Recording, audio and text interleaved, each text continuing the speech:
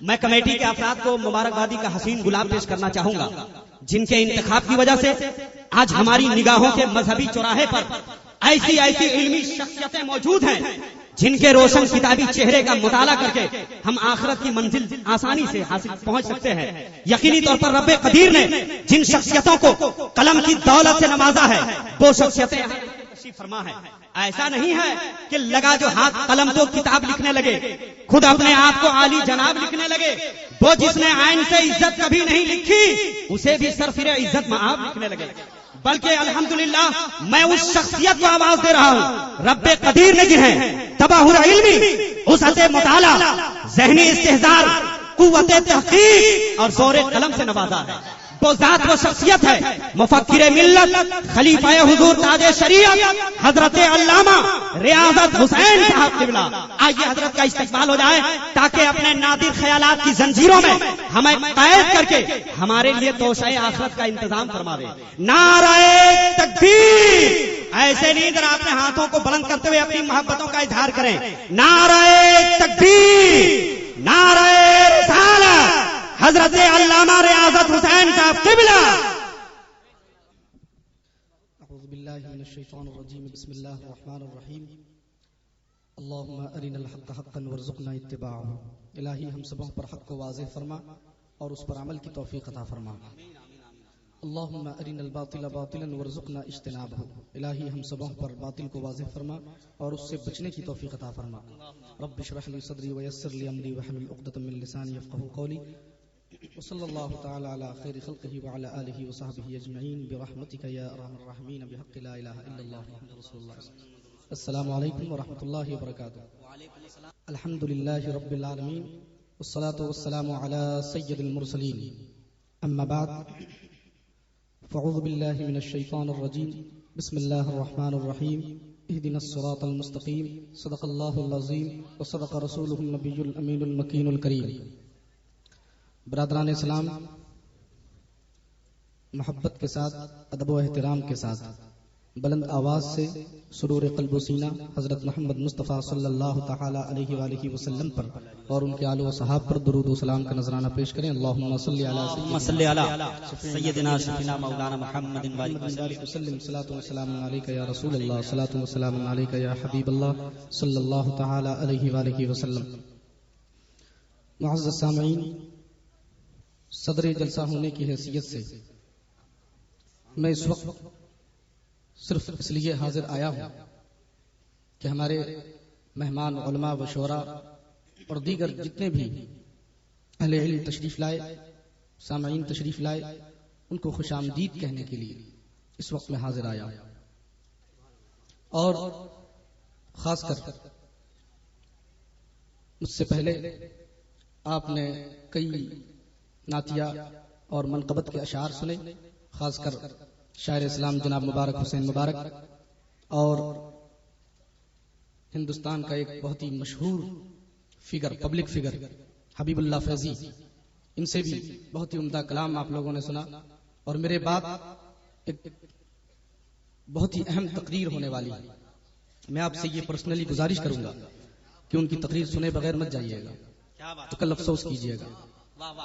اور جو بہت ہی منتخب اور محبوب خطیب ہیں حضرت علامہ مولانا نعمان اختر فائق الجمالی، صرف یہی خطیب نہیں، ان کے والد بھی بہت بڑے خطیب تھے۔ ہاں، نئے نویلے اسٹیج پر چڑھنے والے نہیں ہیں، یہ اللہ رب العزت کا فضل ہے کہ بہت مقبول ہیں اس وقت۔ یہ ان سے انشاءاللہ سبحانہ و تعالی ہم سب لوگ بہت دل جمعی کے ساتھ میں ان کی تقریر سنیں گے انشاءاللہ سبحانہ و تعالی۔ برادران اسلام، نقیب اہل سنت حضرت مولانا قمر مصباحی صاحب اور ان کے علاوہ اسٹیج پر علماء کرام کی ایک مقدس جماعت موجود ہے، چاہیے کہ ان سب کا نام لے کر اس محفل میں برکت اور رحمت کے نزول کے اسباب میں اضافہ کیا جائے، مگر یہ ہے کہ چونکہ وقت کم ہے، کچھ باتیں میں بھی آپ لوگوں سے کہنا چاہتا ہوں، تو اس بنا پر ان تمامی حضرات کی دعائیں لیتے ہوئے کچھ باتیں پیش کرنا چاہتا ہوں۔ اور یہ بھی کہہ دینا چاہتا ہوں کہ اللہ رب العزت کا بے پناہ فضل و احسان ہے کہ آج کا یہ پروگرام بہت عظیم الشان ہے. اس کے انتظام میں کسی طرح کی کوئی کمی نظر نہیں آ رہی ہے. اللہ رب العزت اس کو قبول فرمائے. آمین آمین آمین. درود پاک پڑھی. اللہم صلی علی سیدنا شفیعنا حبیبنا مولانا محمد بارک وسلم. صلاۃ و سلام علیک یا رسول اللہ صلی اللہ تعالی علیہ وآلہ وسلم. میں کیونکہ اسی علاقے سے ہوں اس لیے عموماً میری یہ کوشش رہتی ہے, میرا یہ ارادہ رہتا ہے کہ وہ مرض, وہ کمی جو میں اپنے معاشرے میں محسوس کر رہا ہوں, جس کی جانچ کرتا ہوں اور جو کمی پاتا ہوں, جو ڈیزیز پاتا ہوں, جو مرض پاتا ہوں, کوشش رہتی ہے کہ اس مرض کی دوا دے سکوں, کوشش رہتی ہے کہ اس کے علاج کی کوشش کر سکوں. لہذا آج اسی طرح کے ایک مرض کو میں بتانا چاہتا ہوں اور اس کے حل کی بھی انشاءاللہ کوشش کروں گا. میں قرآن و احادیث کی روشنی میں کچھ باتیں آپ لوگوں تک پہنچانے کی کوشش کروں گا. اللہ رب العزت کی بارگاہ میں دعا ہے کہ اللہ تعالی ہم سبوں کی اصلاح فرمائے. وہ خرابیاں جو ہمارے اندر جگہ پکڑ چکی ہیں, وہ کمیاں جو ہم میں پائی جا رہی ہیں, اللہ تعالی ان کمیوں کو دور فرمائے. یہ موضوع آج میں اس لیے بھی اٹھا رہا ہوں کہ صرف اسی علاقے سے لوگ یہاں موجود نہیں ہیں بلکہ دوسرے ضلع سے بھی لوگ آئے ہیں. جن ضلعوں میں اس طرح کی کمی پائی جاتی ہے, جہاں جہاں یہ خرابی پائی جاتی ہے, میں چاہتا ہوں کہ اللہ رب العزت تمام ہمارے معاشرے کو, ہماری کمیونٹی کو اس خرابی سے محفوظ فرما دے, مامون فرما دے.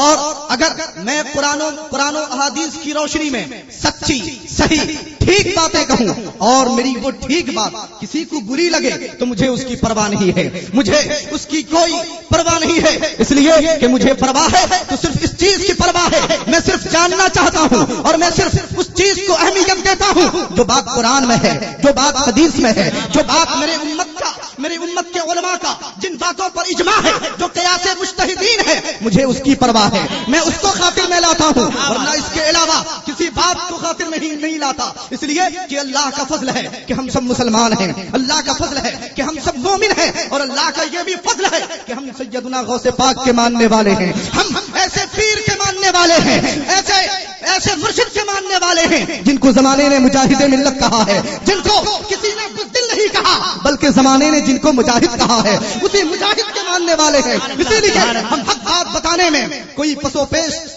کہ شکار نہیں ہوتے, پیچھے نہیں ہٹتے. لہذا اب میری باتوں کو ذرا غور سے سنو. میں یہ بتانا چاہتا ہوں کہ انسان جب بگڑتا ہے, انسان جب راہ راست سے نکل جاتا ہے تو اللہ رب العزت نے ان کی اصلاح کے لیے, ان کی سدھار کے لیے, ان کی رہنمائی کے لیے علماء کو منتخب کیا ہے. کیوں؟ اس لیے کہ میرے نبی صلی اللہ علیہ وسلم یہ آخری رسول ہیں, یہ آخری نبی ہیں. سلسلہ نبوت ختم ہو چکا ہے, اب کوئی نبی نہیں آنے والا, مگر ہمارے بیچ میں قرآن مقدس موجود ہے, میرے رسول کا فرمان موجود ہے, اور قرآن کو سمجھانے والے, قرآن کی تفسیر بیان فرمانے والے, احادیث کی شرح بیان فرمانے والے ہمارے پاس میں علماء موجود ہیں, مفسرین موجود ہیں, شارحین حدیث موجود ہیں. اللہ کے رسول نے اسی لیے فرمایا العلماء ورثۃ الانبیاء, علماء یہ نبیوں کے وارث ہوتے ہیں, یہ نبیوں کے وارث ہوتے ہیں, یعنی یہ قرآن سکھانے والے ہوتے ہیں, یہ حدیث بتانے والے ہوتے ہیں. وہ ہمارے بیچ موجود ہیں اور یہ سلسلہ قیامت تک چلتا رہے گا.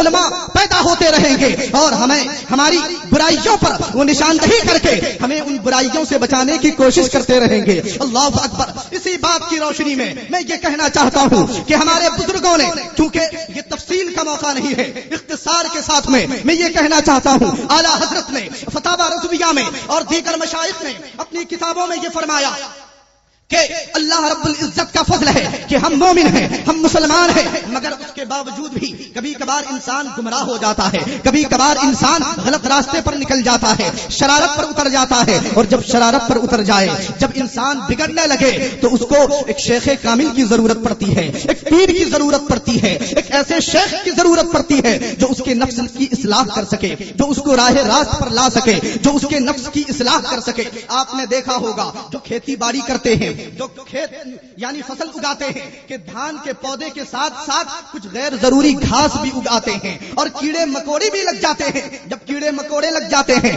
جب غیر ضروری گھاس اگ جاتے ہیں، تو ایک آدمی کو مقرر کیا جاتا ہے کہ جو دھان کے پودے کو تو رہنے دے مگر غیر ضروری گھاس کو کاٹ دیا جائے، جو کیڑے مکوڑے پیدا ہو جائیں ان کو ختم کر دیا جائے. تو ٹھیک اسی طرح سے انسان بھی کبھی کبھار غلط راستے پر نکل جاتا ہے، غلط روش پر نکل جاتا ہے. جب ایسا ہوتا ہے تو شیخ کامل اس کی اصلاح کرتا ہے، جو پیر ہوتا ہے وہ اس کے نفس کی اصلاح کرتا ہے. اسی بنا پر پیری مریدی کا سلسلہ شروع ہوا. بزرگوں نے کہا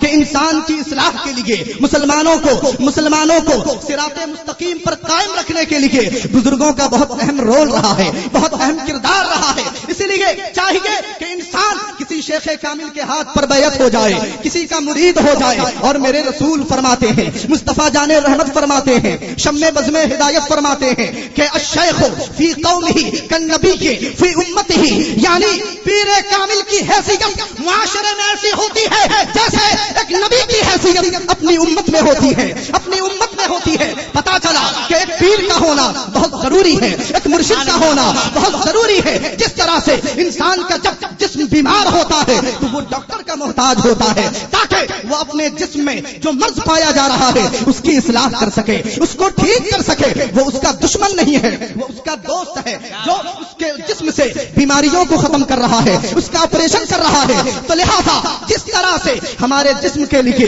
ڈاکٹر کی ضرورت ہے، اسی طرح ہماری روح کی اصلاح کے لیے، ہمارے نفس کی اصلاح کے لیے پیر کامل کی ضرورت ہے، مرشد کامل کی ضرورت ہے. کیا بات، سبحان اللہ سبحان اللہ. نعرہ تکبیر، نعرہ رسالت، حضرت علامہ ریاست حسین صاحب قبلہ. تو جب احادیث کی روشنی میں، اقوال ائمہ کی روشنی میں پتہ چلا کہ مرشد کامل کا ہونا ضروری ہے، پیر کامل کا ہونا ضروری ہے، اللہ کے نیک بندے صالحین نکل پڑے لوگوں کی اصلاح کے لیے، لوگوں کی رہنمائی کے لیے. درویشی اختیار کیے، گاؤں گاؤں کا چکر لگائے، بستی بستی کا چکر لگائے، اور کسی کافر کو کلمہ پڑھا رہے ہیں یعنی مسلمان بنا رہے ہیں، تو کسی گمراہ کو سیدھے راستے پر لا رہے ہیں. یہ ان کی بڑی کاوشیں رہی ہیں، یہ ان کی بڑی محنتیں رہی ہیں. اور جب وہ اس نیک کام کو انجام دینے لگے تو اللہ نے ان کے مرتبے کو بلند فرما دیا، اللہ نے ان کے مقام کو بلند فرما دیا، اللہ نے ان کی عزت کو بڑھا دی. اور دیکھتے دیکھتے لوگ ان کی دستبوسی کرنے لگے، لوگ ان کی قدم بوسی کرنے لگے، لوگ ان کی تعظیم و توقیر کرنے لگے، لوگ ان کا دیدار کرنے لگے. مگر یاد رکھو، جہاں پر جس کمپنی کے پروڈکٹ کو ترقی ملتی ہے وہی اسی نام پر ایک ڈپلیکیٹ پروڈکٹ بھی پیدا ہو جاتا ہے. اسی لیبل کی طرح، اسی کور بھی ویسا ہی ہوتا ہے، اس کا کور ویسے ہی ہوتا ہے، خوشبو بھی ویسے ہی ہوتی ہے، مگر وہ بڑا ڈینجر ہوتا ہے، وہ مہلک ہوتا ہے. تو ٹھیک اسی طرح جب بزرگان دین اصلاح کے لیے نکلے، ہماری رہنمائی کے لیے نکلے، ہماری ہدایت کے لیے نکلے، جب قوم نے ان کو عزت دینا شروع کیا تو وہیں پر ڈپلیکیٹ پروڈکٹ بھی آ گیا، وہیں پر دھوکہ دھڑی بھی شروع ہو گئی. ایسے لوگ بھی آ گئے جو اپنے سر پر اونچی پگڑی باندھنے لگے، چہرے پر لمبی داڑھی لگانے لگے، رکھنے لگے، اس کے بعد میں جبہ پہن کے آنے لگے. اور یہ دراصل آپ محسوس کر سکتے ہیں کہ کبھی کبھار ڈپلیکیٹ جو پروڈکٹ ہوتا ہے اس میں خوبصورتی اور چمک اتنی ہوتی ہے کہ شک ہوتا ہے کہ سونا ڈپلیکیٹ نظر آتا ہے اور جو ڈپلیکیٹ ہے وہ اوریجنل نظر آنے لگتا ہے. تو کچھ ایسے ہی ہوا، جب مرشدوں کو ترقی ملی، جب ان کو عزت ملی تو کچھ ڈپلیکیٹ لوگ بھی میدان میں آ گئے، اپنے آپ کو پیر بنا کر پیش کیا، اپنے آپ کو صاحب ولایت بنا کر پیش کیا، اپنے آپ کو پیر کامل بنا کر پیش کیا اور معاشرے کو بگاڑنا شروع کیا. کیونکہ جو اوریجنل ہوتا ہے اس کا کام بھی اوریجنل ہوتا ہے اور جو ڈپلیکیٹ ہوتا ہے اس کا کام بھی برا ہوتا ہے. لہذا جب ایسے لوگ ہمارے معاشرے میں آئے تو بجائے اصلاح کے وہ ہمارے معاشرے کو بگاڑنا شروع کر دیے، وہ ہمارے معاشرے میں خرابیاں پیدا کرنا شروع کر دیے،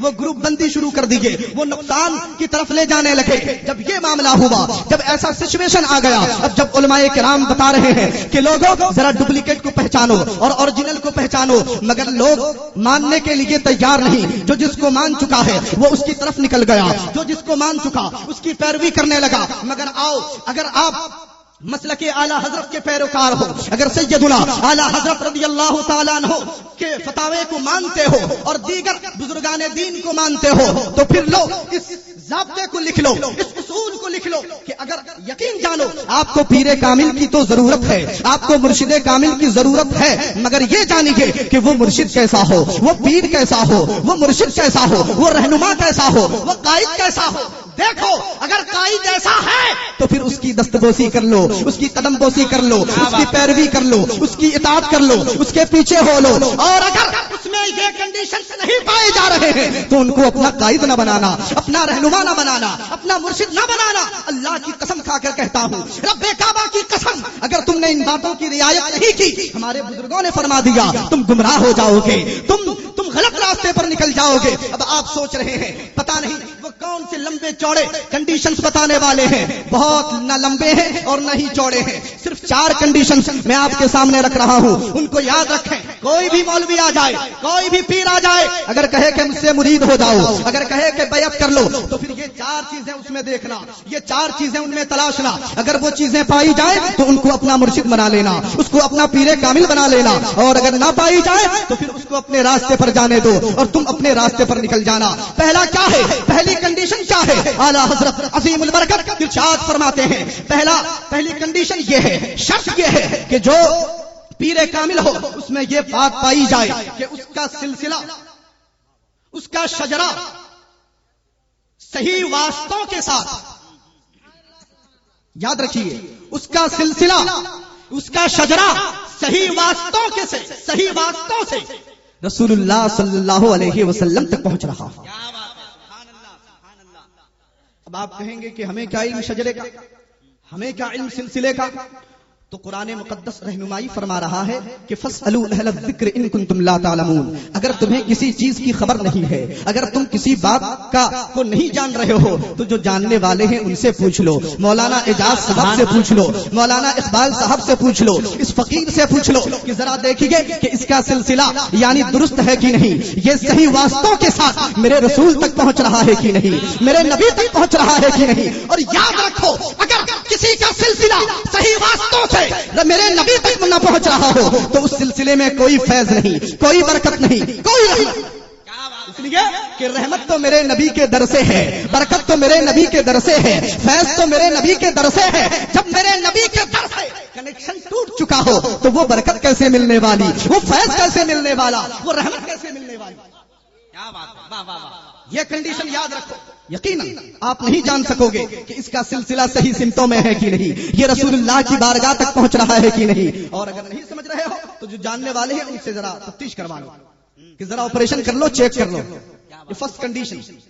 سیکنڈ کنڈیشن کیا ہے کہ کوئی بھی ہو, ٹوپی کی اونچائی چاہے جتنی ہو, داڑھی کی لمبائی جتنی ہو, اور جبہ چاہے جہاں تک لٹک رہا ہو یا جہاں تک اٹھا ہوا ہو, دیکھو کہ وہ سنی صحیح العقیدہ ہے کہ نہیں, دیکھو کہ اس کا عقیدہ ٹھیک ہے کہ نہیں.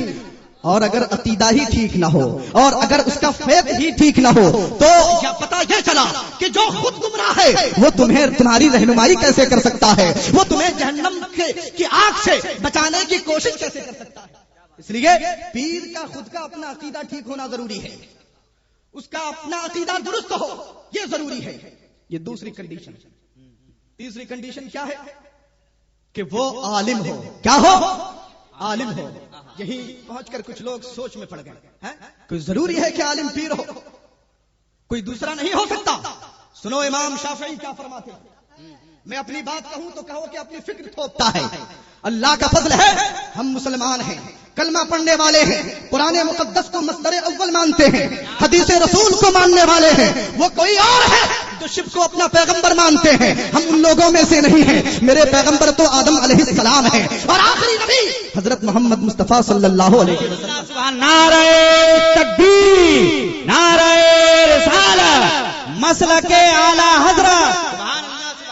ان دیوانوں کی بات نہیں کر رہے ہیں, ہم تو مسلمانوں کی بات کر رہے ہیں, کلمہ پڑھنے والوں کی بات کر رہے ہیں, قرآن کو ماننے والوں کی بات کر رہے ہیں. اور جو قرآن مانتے ہیں وہ حضرت آدم علیہ السلام کو پہلا پیغمبر مانتے ہیں. جو قرآن کو مانتے ہیں وہ آدم علیہ السلام کو اپنا باپ مانتے ہیں, اور جو قرآن کو مانتے ہیں وہ مصطفیٰ جان رحمت کو آخری نبی مانتے ہیں.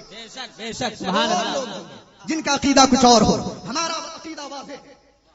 ہاں, امام شافعی فرماتے ہیں کہ کوئی جاہل ولی نہیں ہو سکتا. سبحان اللہ. کوئی جاہل، کوئی ان پڑھ، کوئی گوار، وہ ولی نہیں ہو سکتا. پھر آگے آپ ارشاد فرماتے ہیں کہ اگر اللہ رب العزت کسی جاہل کو ولی بنانا چاہے تو سب سے پہلے اس میں علم دیتا ہے، سب سے پہلے اس میں معرفت دیتا ہے، پھر اللہ رب العزت اس کو ولی بناتا ہے. اللہ اکبر. یا رسول اللہ، یا رسول اللہ. زندہ باد، زندہ باد، زندہ باد. اور آخری شخص بھی سن لو، بہت تیزی کے ساتھ میں کہنے جا رہا ہوں. آخری شخص یہ ہے کہ پیر فاسق مولن نہ ہو، یعنی اعلانیہ گناہ کرنے والا نہ ہو. میں نے دیکھا، میں نے سنا ان لوگوں سے، وہ خود بتاتے ہیں کہ فلاں پیر ہے چہرے پر داڑھی نہیں. میں نے کہا وہ پیر نہیں پیر ہوگا. وہ فلاں پیر ہے اور نمازیں نہیں پڑھتا. میں نے کہا کہ وہ پیر نہیں، وہ جنت نہیں بلکہ جہنم لے جانے والا ہے. میں نے سنا لوگ کہتے ہیں کہ وہ خانہ کعبہ کی تعظیم نہیں کرتا، وہ قرآن مقدس کی تعظیم نہیں کرتا، وہ بے پردہ یعنی عورتوں سے ملاقات کرتا ہے، عورتوں سے پیر دبواتا ہے. میں نے کہا کہ وہ کچھ اور ہوگا. وہ پیر کامل نہیں ہو سکتا، وہ مرشد کامل نہیں ہو سکتا. کیوں؟ مرشد کامل کے لیے ضروری ہے کہ وہ میرے مصطفیٰ کی پیروی کرے، وہ میرے مصطفیٰ کی اطاعت و فرما برداری کرے. سبحان اللہ، سبحان اللہ. اللہ اکبر، اللہ اکبر. یا رسول اللہ، یا رسول اللہ. زندہ باد، زندہ باد، زندہ باد، زندہ باد، زندہ باد. آہا. زندہ باد، زندہ باد. جب میں نے کچھ لوگوں کو سمجھانے کی کوشش کی تو وہ جواب دیتے ہیں کہ میرے پیر نے کہا ہے. وہ پیر جس کے چہرے پر داڑھی نہیں، وہ پیر جو نمازیں نہیں پڑھتا، وہ پیر جو بزرگوں کی توہین کرتا ہے، وہ پیر جو رسول اللہ کی توہین کرتا ہے، وہ پیر جو قرآن مقدس کی توہین کرتا ہے، وہ پیر جو احادیث طیبہ کی توہین کرتا ہے. جب میں نے کہا تو وہ شخص جواب دیتا ہے، وہ کہتا ہے کہ میرے شیخ نے کہا، پیر صاحب نے کہا ہے کہ علماء اس بات کو نہیں سمجھ سکتے. میں نے کہا کہ کیوں نہیں سمجھ سکتے؟ اس نے کہا کہ اس کی وجہ یہ ہے کہ علماء صرف شریعت جانتے ہیں، مگر یہ تو طریقت کی بات ہے، یہ تو معرفت کی بات ہے، یہ حقیقت کی بات ہے، اس لیے علماء نہیں سمجھ سکتے. اللہ اکبر. جہالت کی بھی حد ہو گئی، یہ ان پڑھ گوار پن کی بھی حد ہو گئی. تم کیا سمجھتے ہو؟ یہ طریقت شریعت سے الگ ہے، یہ معرفت شریعت سے الگ ہے، یہ حقیقت شریعت سے الگ ہے. نہیں، بلکہ شریعت جو ہے یہ اس کا معنی ہے راستہ مصطفیٰ، طریقہ مصطفیٰ، مصطفیٰ کا راستہ. اور طریقے کا مطلب یہ ہے، اور شریعت کا جو مطلب ہے طریقت کا بھی وہی مطلب ہے، مگر ایک معنی کے اعتبار سے علماء نے یہ بیان فرمایا کہ شریعت جو ہے یہ اصل ہے، یہ منبع ہے، اور پوری کائنات میں جو روشنی بٹ رہی ہے وہ شریعت کی بٹ رہی ہے، وہ شریعت کی بٹ رہی ہے، وہ میرے مصطفیٰ کے سنت کا فیضان برس رہا ہے. اور یہ جو طریقت ہے، یہ حقیقت ہے، یہ معرفت ہے، یہ سب کا کنیکشن شریعت سے ہے. اور شریعت جڑ ہے، شریعت اصل ہے. جب اصل مثال کے طور پر اگر یہ ساری بتیاں، ایک بتی کا نام آپ نے ٹیوب لائٹ رکھا، ایک کا نام آپ نے کچھ رکھا، ایک کا نام آپ نے کچھ رکھا، مگر ان سب کا کنیکشن کسی ایک سوئچ سے ہے، مین سوئچ سے ہے. اب بتاؤ اگر کوئی کہے کہ مجھے مین سوئچ سے مطلب نہیں ہے بلکہ مجھے اس لائٹ سے مطلب ہے، کوئی کہے کہ مجھے اس لائٹ سے مطلب ہے، ہمیں مین سوئچ سے مطلب نہیں ہے، بتاؤ کتنی بڑی نادانی ہے، کتنی بڑی کم فہمی ہے. اگر ہم مین سوئچ سے کنیکشن ڈسکنیکٹ کر دیں، بتاؤ کہ اس بتی کا کیا فائدہ ہوگا، اس لائٹ کا کیا فائدہ ہوگا. یہ جو طریقت ہے، حقیقت ہے، معرفت ہے، یہ سب جو دریا ہے یہ یعنی شریعت سے نکلی ہوئی چیزیں ہیں، ان کا کنیکشن شریعت سے ہے. لہذا جو شریعت سے اپنا کنیکشن توڑ لیتے ہیں وہ کسی قابل نہیں رہتے، وہ جنت نہیں لے جا سکتے، وہ کہیں اور ضرور لے جا سکتے ہیں، وہ تم کو جنت الفردوس نہیں لے کے جا سکتے. اور ذرا قریب آؤ، میں سیدنا غوث پاک رضی اللہ تعالیٰ عنہ کا ایک فرمان سنانا چاہتا ہوں. آپ ارشاد فرماتے ہیں، تب آپ اپنی کتاب میں ارشاد فرماتے ہیں کہ لوگوں اگر تمہارا دل کسی پر آ جائے، اگر تم کسی سے محبت کرنے لگو، اگر تم کسی سے دشمنی کرنے لگو تو خدا کے واسطے اپنی خواہش کی پیروی نہ کرنا، اپنی منمانی نہ کرنا، بلکہ کسی بھی معاملے کے فیصلے کے لیے اس معاملے کو قرآن و حدیث کے سامنے رکھنا. اور اگر قرآن و حدیث کی روشنی میں وہ کام ٹھیک ہو تو اس سے محبت کر لینا، اور اگر قرآن و حدیث کے خلاف ہو تو اس کو پسند مت کرنا، اس کو انکار کر دینا، اس کو چھوڑ دینا، اپنے نفس کی پیروی نہ کرنا، اور اگر اپنے نفس کی اگر پیروی کرنے لگے تو تم گمراہ ہو جاؤ گے، تم غلط راستے پر نکل چلو گے۔ معاملہ کچھ ایسا ہی ہے، سنو ذرا حضرت بایزید بستامی کا واقعہ ہے۔ آپ فرماتے ہیں کہ میں اپنے ایک دوست کو لے کر ایک ولی کے پاس میں ایک شخص کے پاس گیا، جس کے بارے میں نے سنا کہ وہ ولی ہے، وہ اللہ والا ہے، وہ بڑا نیک ہے، وہ صالح ہے۔ جب مجھے خبر ملی تو میں نے اپنے دوست سے کہا کہ چلو ذرا اس ولی سے مل کر آتے ہیں، چلو ذرا اس نیک آدمی سے مل کر آتے ہیں۔ جب میں گیا تو میں نے دیکھا کہ وہ قبلے کی طرف تھوک رہا ہے، وہ قبلے کی طرف تھوک رہا ہے۔ تو حضرت بایزید بستامی اپنے ساتھی سے کہتے ہیں کہ اس سے سلام بھی مت کرو، اس سے ملاقات بھی مت کرو، واپس چلو۔ ساتھی نے کہا کہ اس کی وجہ کیا ہے؟ ابھی تو آپ نے سلام نہیں کیا، ابھی تو آپ نے مصافحہ نہیں کیا، ابھی تو آپ نے معانقہ نہیں کیا۔ تو حضرت بایزید بستامی فرماتے ہیں کہ جو شخص میرے مصطفیٰ کی سنت پر عمل کرتے ہوئے خانہ کعبہ کی تعظیم نہیں کر سکتا، وہ ولی کیسے ہو سکتا ہے؟ وہ مقام ولایت کیسے پہنچ سکتا ہے؟ اب ذرا بتاؤ کہ جو پیر نمازیں نہ پڑھتا ہو وہ تمہیں نمازیں پڑھوا کیسے سکتا ہے؟ وہ تمہاری رہنمائی کیسے کر سکتا ہے؟ وہ تمہیں جنت میں کیسے لے جا سکتا ہے؟ وہ تمہارے نفس کی اصلاح کیسے کر سکتا ہے؟ اور حضرت جنید بغدادی فرماتے ہیں کہ جس شخص کے پاس میں قرآن کا علم نہ ہو، جس شخص کے پاس میں حدیث کا علم نہ ہو، تم اس کو ولی نہ جاننا، تم اس کی پیروی نہ کرنا، تم اس کی اتباع نہ کرنا، بلکہ اس میں دیکھو کہ یہ قرآن کو سمجھ رہا ہے کہ نہیں، یہ حدیث کو سمجھ رہا ہے کہ نہیں۔ اور سمجھنے کا یہ مطلب ہے کہ جو میرے رسول کا فرمان ہے اس فرمان پر عمل بھی کر رہا ہو، اس فرمان پر عمل کر رہا ہو۔ اب بتاؤ کہ تم اگر ایسے شخص کے ہاتھ پر ہاتھ دیتے ہو جو خود شریعت پر نہیں چل رہا ہے، جو خود سیدھے راستے پر نہیں ہے، وہ تمہیں سیدھے راستے پر چلا کیسے سکتا ہے؟ صحیح منزل کی طرف کیسے لے کر جا سکتا ہے؟ ذرا اس معاملے پر غور کرو۔ اور یہ جو طریقت کی بات کہہ کر اور حقیقت معرفت کی بات کہہ کر عیاشیاں کر رہے ہیں، یہ جو لوگوں کے جیب پر جن کی نظر ہوتی ہے، لوگوں سے جو مال لوٹ رہے ہیں، اللہ کے واسطے تم ذرا ان لوگوں سے دور ہو جاؤ۔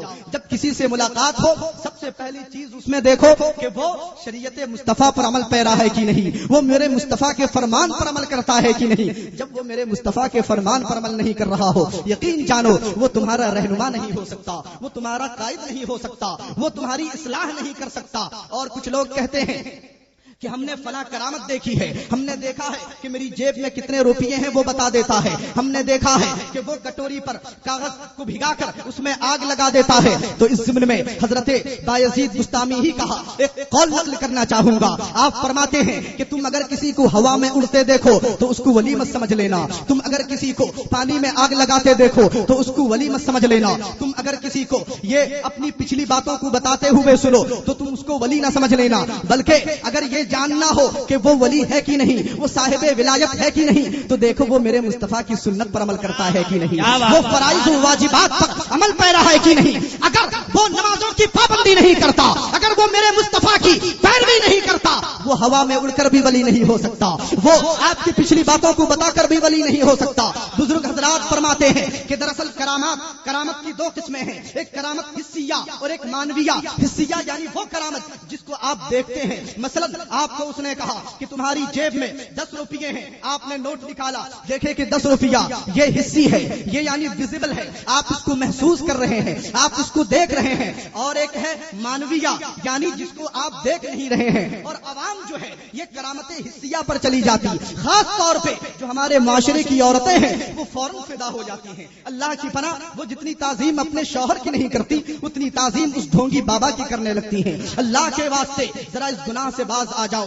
تم مرشد کامل کے ہاتھ پر بیعت کرو، مگر جو کنڈیشنز ہیں ان کنڈیشنز کا خیال رکھو، ورنہ دنیا میں کامیابی نہیں ملنے والی، کامرانی نہیں ملنے والی۔ میں عرض کر رہا تھا ایک کرامت کو جس کو آپ محسوس کر سکتے ہیں، جس کو دیکھ سکتے ہیں۔ علماء فرماتے ہیں کہ عوام ایسی ہی باتوں کو دیکھ کر ان کی طرف مائل ہو جاتی ہے، ان کی طرف بڑھ جاتی ہے، مگر ایک کرامت ایسی ہے، ایک عظمت ایسی ہے، ایک بڑائی ایسی ہے جو نظر نہیں آتی، جس کو آپ دیکھ نہیں سکتے، جس کو آپ ذرا یعنی سیکنڈری آپشن میں رکھتے ہیں۔ وہ کرامت کیا ہے، وہ بات کیا ہے؟ میرے اعلیٰ حضرت فرماتے ہیں، فاضل بریلوی فرماتے ہیں، وہ کرامت ہے اس صاحب ولایت کا اللہ اور اس کے رسول کے فرمان پر عمل کرنا ہے. یعنی اگر کوئی شخص 5 وقتہ نماز، کوئی عالم دین پابندی سے نماز ادا کرتا ہے، میرے مصطفیٰ کی سنتوں پر عمل کرتا ہے، تو سمجھ لو کہ یہ ولی ہے، سمجھ لو کہ اس میں کرامت ہے، سمجھ لو کہ یہی کرامت ہے.